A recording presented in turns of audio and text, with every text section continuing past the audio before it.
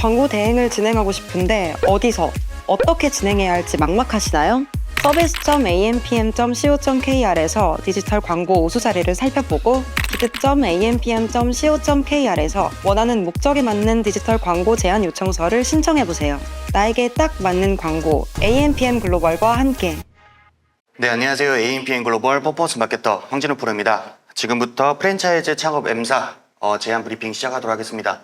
제안 내용에 대한 전체적인 요약은 유저의 검색 의도 충족을 위한 네이버 제안입니다. 먼저 목차는 다음과 같이 구성되어 있습니다. 제가 창업 프랜차이즈 업종 관련된 이력이 어떤 게 있는지 먼저 간단하게 말씀드린 후에 네이버를 검색 매체와 광고 매체로서 분리하여 브리핑 드리도록 하겠습니다. 먼저 마케터 이력입니다.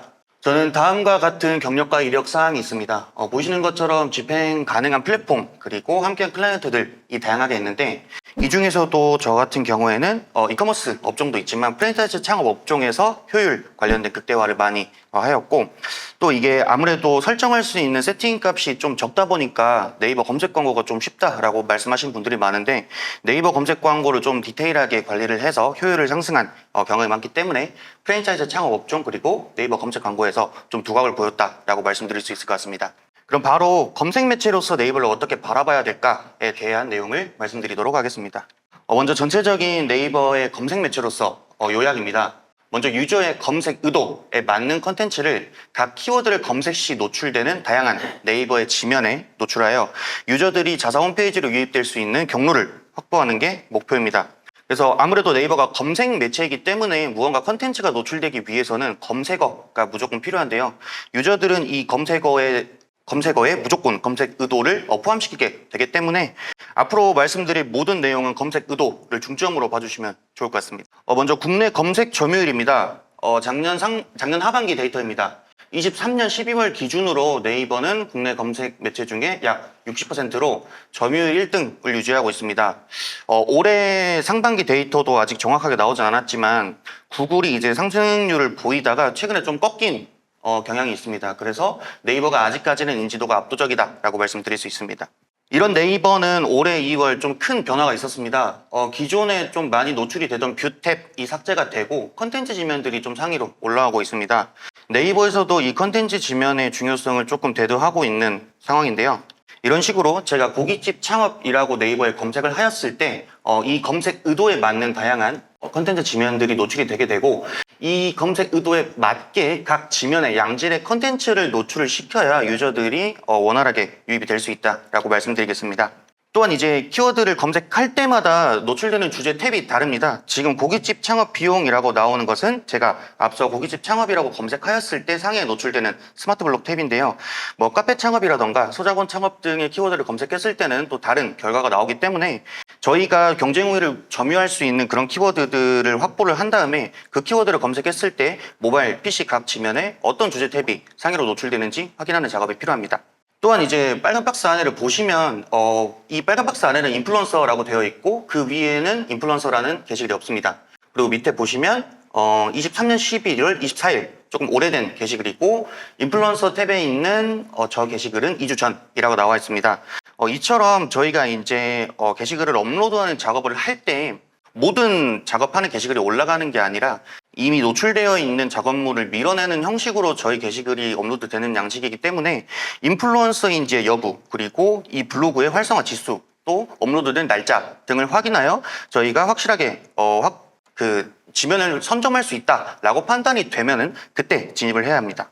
아까 앞서 말씀드린 키워드별 노출되는 탭이 다르다고 한 예시인데요.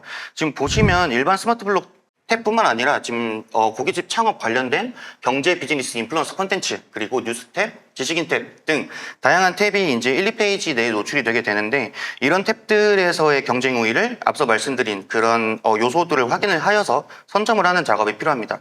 또 이제 일반 블로그 같은 경우는 전환 추적이 어렵다라는 문제가 있는데 당연히 이제 2차로 유입이 돼야 되기 때문에 1차로 블로그로 유입되는 값들을 모두 원활하게 파악을 할 수는 없지만 UTM을 비틀리를 통해서 이 링크를 삽입하면 GA4의 어느 정도의 데이터는 확인할 수 있습니다. 실제로 제가 운영하고 있는 창업 브랜드의 블로그 GA4 데이터 분석 내용입니다.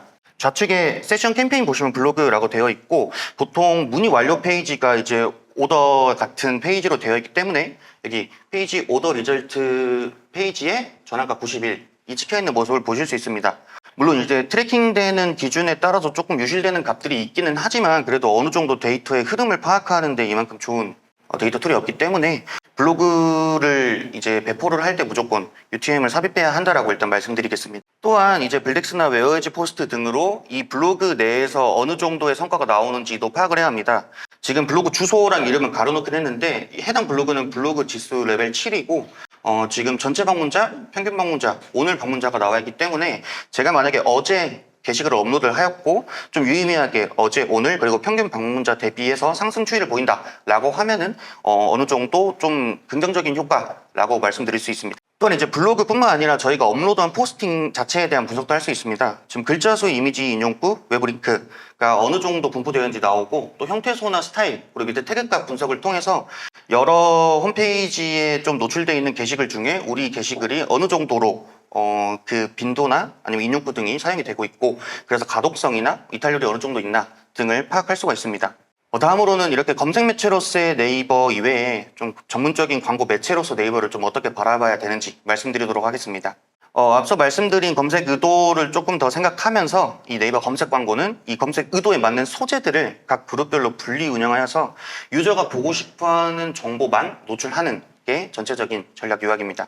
우선은 이제 브랜드 검색 광고나 플레이스 광고도 있기는 하지만 제가 이번에 말씀드린 내용은 파워링크와 파워 콘텐츠, 즉 좀 세밀하게 그룹핑을 하여 각 키워드들로 유저들을 후킹할 수 있는 그런 캠페인 유형 말씀드리도록 하겠습니다. 일단은 파워링크 전체 요약입니다. 하나의 그룹은 하나의 타겟만을 위해 존재해야 한다가 이제 제가 네이버 검색 광고 프랜차이즈 창업 업종을 운영할 때 가지고 있는 모토고요. 지금 좌측에 보이시는 것처럼 모바일, 메인, 17시에서 09시 20, 30대 여성, 소자본 키워드라고 이제 그룹 제목이 되어 있습니다. 그럼 이 그룹 안에 있는 키워드들은 이 관련된 키워드들만 세팅이 되어 있고 그랬을 때 확장 소재와 소재는 여기에 포함되어 있는 유저들이 이제 속으로 느낄 만한 내용들만 세팅이 되어 있습니다. 그래서 우측 보시면 지금 1천만 원대 창업, 여성 창업, 소자본 창업 등이 이제 한 번에서 두 번 정도 반복되어 있는 모습을 보실 수 있으십니다. 이러한 전략은 앞서 제가 계속 강조드린 것처럼 유저의 검색 의도를 충족시키기 위함입니다.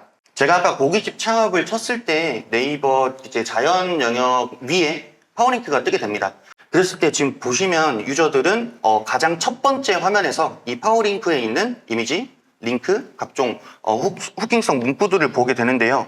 여기에서 유저들을 후킹하지 못하면 그 다음에 이제 하단에 있는 바이럴 지면으로 넘어가게 되는 것이기 때문에 이 파워링크 영역에서 먼저 유저들을 후킹해서 유입을 유도해야 한다라고 말씀드리겠습니다. 먼저 분리 운영에 대한 세부 내용 말씀드리겠습니다. 먼저 디바이스 분리입니다. 각 PC 모바일 디바이스별로 경쟁도 그리고 총 검색량과 시간별 검색량 그리고 동시 가용 확장 소재 유형 등이 다르기 때문에 여기 보이시는 이제 매체 선택에서 PC 모바일을 무조건 구분해야 한다라고 말씀드리겠습니다. 예를 들어 PC 버전의 경우에는 총 5가지 확장 소재를 동시 사용 가능합니다. 물론 이제 다른 형태의 확장 소재도 사용을 할 수 있지만 최대한 겹치지 않은 많은 정보를 내포하기 위해서는 저는 이렇게 5가지 확장 소재를 많이 사용하는데요. 저쪽부터 이제 파워링크 이미지, 그리고 추가 제목, 홍보 문구, 서브링크, 가격 링크가 있습니다. 창업 광고에서는 소구할 수 있는 포인트들이 굉장히 많기 때문에 여기 있는 부분들에서 겹치지 않게 유저가 좋아할 만한 내용들을 많이 내포를 해 놓아야 합니다. 이에 반해 이제 모바일 버전의 경우에는 좌측처럼 이제 가격 링크 하나만 단독으로 사용할 수 있거나 우측처럼 홍보 문구와 서브링크 이 두 가지만 사용할 수 있습니다. 그래서 저희가 소구할 수 있는 내용 중에 이제 유의미한 경쟁사 대비해서 경쟁 우위가 어떤 것이 있나를 잘 파악하여서 가격 링크, 저 가격적인 부분을 좀 소구를 한다든지 아니면 지금 진행하고 있는 프로모션 내용을 소구한다든지 선택해서 진행을 하여야 합니다. 다음은 시간대 분리입니다. 일단 시간대별로 유저의 페르소나나 상황별로 좀 검색하는 의도가 다르기 때문에 이 검색 의도를 파악하기 위해 시간대를 분리 운영하여야 합니다. 제가 일반적으로 광고를 집행했을 때 업무 시간 그리고 평일 낮 시간쯤에는 좀 PC에서의 그런 검색량도 많기도 하고 체류 시간도 좀 긴 편이었습니다. 근데 이제 출퇴근 시간에는 검색량과 유입량 자체는 많지만 체류 시간이나 세션이 좀 부족한 편이었습니다. 그러면 저희가 예산이 조금 부족하다고 했을 때 유저들을 홈페이지에 좀 오랫동안 체류시키려면 평일 낮 시간 PC를 사용해야 한다. 그러니까 이런 식으로 좀 결론을 도달할 수 있는 것처럼 각 유저의 페르소나나 상황별 검색 의도를 파악하여 시간대를 분류해야 합니다. 또 일반 이커머스 업종에서는 잘 사용하지 않기는 한데 창업 업종에서는 제일 중요한 게 일단 지역이라고 할 수 있습니다. 일단은 지역별로 이 브랜드가 좀 소구하는 그런 프로모션 내용이라던가 아니면 점포수, 경쟁자 수 이런 좀 상권 등의 내용이 다르기 때문에 이 지역별로 유저가 얻고 싶어하는 정보가 다릅니다. 예를 들어서 제가 홍대에 있는 좀 대학가에 이 카페를 창업하려고 하면 이미 포화 상태이기 때문에 아무리 브랜드에서 프로모션을 많이 진행해도 저희가 지속 가능하게 유지할 수 있는 그런 경쟁력이 없다면 문의를 남기지 않게 되겠죠. 이제 이런 내용 때문에 지역도 좀 핏하게 구분을 해야 한다라고 말씀드리겠습니다. 다음으로는 이제 성별, 연령에 따른 인구 통계 타겟입니다. 성별과 연령에 따라서 내가 보유하고 있는 자본금, 그리고 내가 처한 환경, 그리고 업무에 투여할 수 있는 리소스 등 내가 소구하는 부분이 다르기 때문에 보통 이제 남성, 여성 많이 나누기도 하고요. 20, 30대와 40, 50대, 그리고 50, 60대까지도 나눠서 이들이 각각 원하고 처해 있는 상황에 따른 키워드와 소재들을 노출시키곤 합니다. 여기까지 이제 파워링크고 다음은 파워 콘텐츠 내용 말씀드리도록 하겠습니다.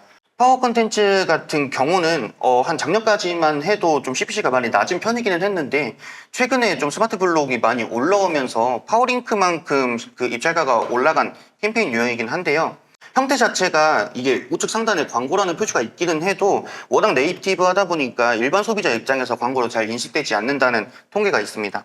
그래서 여기 보이시는 것처럼 좀 일반 게시글, 블로그 게시글 같은 느낌으로 유저들을 후킹할 수 있는데요.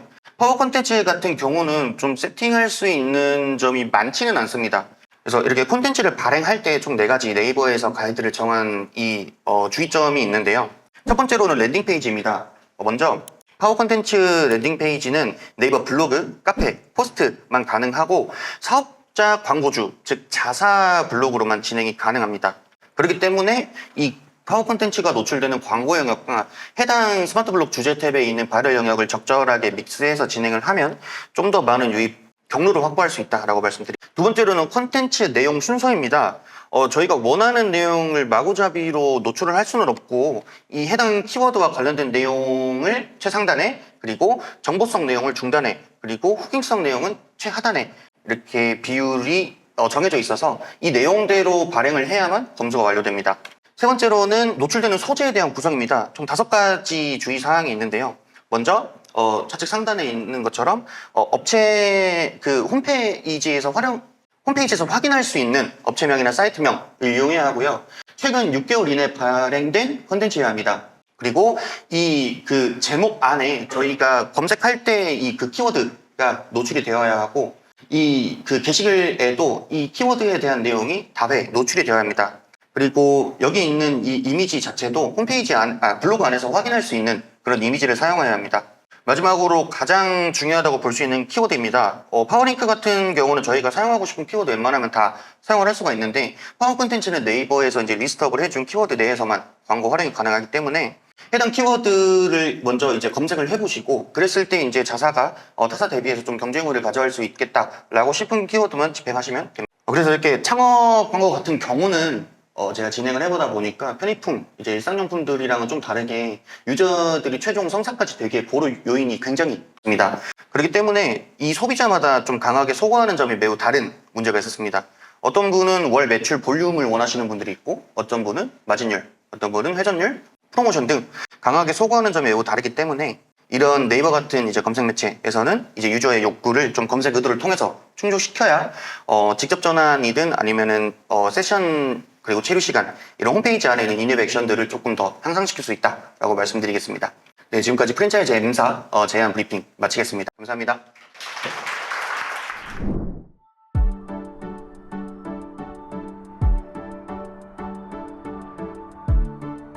구독과 좋아요는 컨텐츠 제작에 힘이 됩니다.